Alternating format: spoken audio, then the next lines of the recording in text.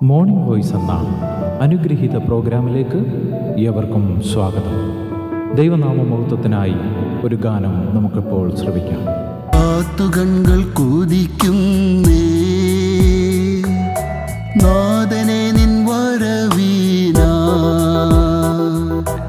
എന്നു വന്നു ചേർത്തിടും നീ എന്നെ സ്വർഗരാജേ വസിച്ചിടുവാൻ.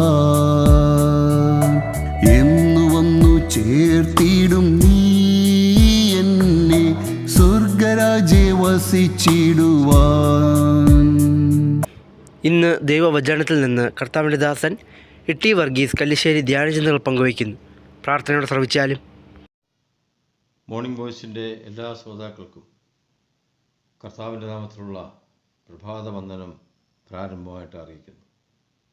പുറപ്പാട് പുസ്തകം ഒരധ്യായത്തിൽ നിന്നും ഒരു ചിന്ത എന്ന ഈ ശുശ്രൂഷയുടെ തുടർമാനമായി ചിന്തിക്കുവാൻ നാം ഇന്ന് വായിക്കുന്നത് പുറപ്പാട് പുസ്തകം 10-ാം അധ്യായം 26-ാമത്തെ വാക്യമാണ്. Book of Exodus chapter 10 verse 26. ഞങ്ങളുടെ മൃഗങ്ങളും ഞങ്ങളുടെ കൂടെ പോരണം, ഒരു കുളമ്പ് പോലും പിന്നിൽ ശേഷിച്ചുകൂടാ. ഞങ്ങളുടെ ദൈവമായ യഹോവയെ ആരാധിക്കേണ്ടതിന് അതിൽ നിന്നല്ലോ ഞങ്ങൾ എടുക്കേണ്ടത്. ഏതിനെ അർപ്പിച്ച് യഹോവയെ ആരാധിക്കണമെന്ന് അവിടെ എത്തുവോളം ഞങ്ങൾ അറിയുന്നില്ല. യഹോവയാ ദൈവം മോശ മുഖാന്തരം മിസ്രയീമിൽ പല ബാധകൾ അയച്ച് തൻ്റെ മഹത്വം വെളിപ്പെടുത്തി. അതിൽ 9-ാമത്തെ ബാധയ്ക്ക് ശേഷം ഫറവോൻ മോശയെ വിളിച്ച് പറയുന്നു, ജനങ്ങളും നീയും പൊയ്ക്കൊള്ളുക, എന്നാൽ ആടുമാടുകളും കന്നുകാലികളും ഇവിടെ നിൽക്കട്ടെ. അതിന് മോശ പറഞ്ഞ മറുപടിയാണ് നാം ഇപ്പോൾ വായിച്ചു കേട്ടത്. ഒരു കുളമ്പ് പോലും പിൻപിൽ ശേഷിച്ചുകൂടാ. Not a hoof shall be left behind. സാരമില്ല എന്ന് തോന്നുന്ന കാര്യം പോലും പിന്നിൽ ശേഷിക്കുവാൻ പാടില്ല. കാരണം തിരിഞ്ഞു നോക്കുവാൻ സാധ്യതയുണ്ട്. നമ്മെ സംബന്ധിച്ച് നാം ദൈവമക്കളാണ്. നമ്മൾ പല കാര്യങ്ങൾ വിട്ട് പല കാര്യങ്ങൾ ഉപേക്ഷിച്ച് രക്ഷിക്കപ്പെട്ടവരോട് വേർപാട് ആരംഭിച്ചവരാണ്. ഇനി ഒരു തിരിഞ്ഞു നോട്ടം പാടില്ല, ഒരു പിന്മാറ്റം പാടില്ല.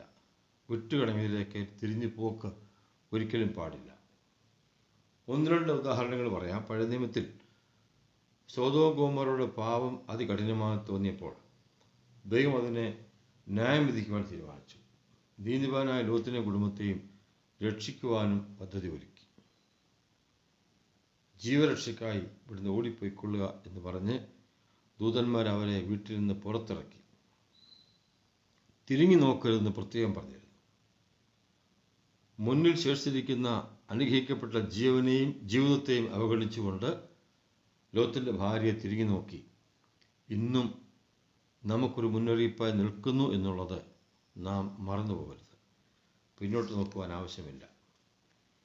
പുതിയ നിയമത്തിൽ അപ്പോസ്തലൻ പൗലോസ് ഒരു കാര്യം ഇങ്ങനെ പറഞ്ഞു.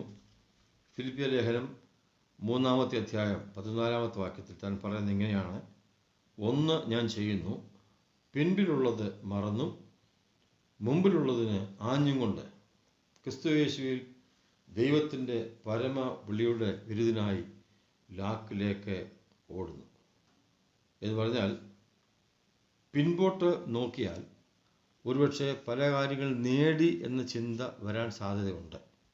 അത് മുൻപോട്ടുള്ള ഓട്ടത്തിൽ പ്രൈഡ്, ഉന്നത ഭാവം ഉണ്ടാക്കുവാൻ കഴിയും. ഒരുപക്ഷെ പിന്നീട്ട് നോക്കിയാൽ നേടാൻ കഴിയാതെ നഷ്ടപ്പെടുത്തിയ കാര്യമായിരിക്കും ഓർക്കുന്നത്. അത് മുൻപോട്ടുള്ള യാത്രയെ നമ്മെ നിരാശപ്പെടുത്തും. അതുകൊണ്ട് അതൊന്നും നോക്കാതെ, പിമ്പിലേക്ക് നോക്കാതെ, ഇനി എന്ത് ചെയ്യുവാൻ സാധിക്കും, എന്ത് നേടുവാൻ സാധിക്കും, കർത്താവിന് വേണ്ടി അങ്ങനെ ജീവിപ്പാൻ സാധിക്കും എന്ന താല്പര്യത്തോടു കൂടെ മുന്നോട്ട് നോക്കി ഓടിയാൽ ഉത്സാഹത്തോടെ ബലത്തോടെ ഓടുവാൻ സാധിക്കും. മാത്രമല്ല, മോശ പറഞ്ഞ പോലെയാണെങ്കിൽ നാം നാളെ എന്താ ചെയ്യേണ്ടത് എന്ന് കർത്താവ് നമ്മളെ അറിയിക്കും. വചനം വായിക്കുകയും വചനം പഠിക്കുകയും വചനം ധ്യാനിക്കുകയൊക്കെ ചെയ്യുമ്പോൾ അതിലൂടെ നമ്മുടെ ജീവിതത്തെ ക്രമീകരിക്കേണ്ട കാര്യങ്ങളെ കർത്താവ് നമ്മളെ ബോധ്യപ്പെടുത്തിക്കൊണ്ടേയിരിക്കും. എന്ത് ചെയ്യാൻ പാടില്ല, എന്ത് ചെയ്യണം, എങ്ങനെ ദൈവത്തെ മഹത്വപ്പെടുത്തണം എന്നിത്യാദി കാര്യങ്ങളെ ദൈവം നമ്മളെ അറിയിച്ചുകൊണ്ടേയിരിക്കും. അതിനൊത്തോണം നമുക്ക് ദൈവത്തിനെ മഹത്വപ്പെടുത്തി ജീവിതം നയിക്കുവാനായിട്ട് സാധിക്കുകയും ചെയ്യും.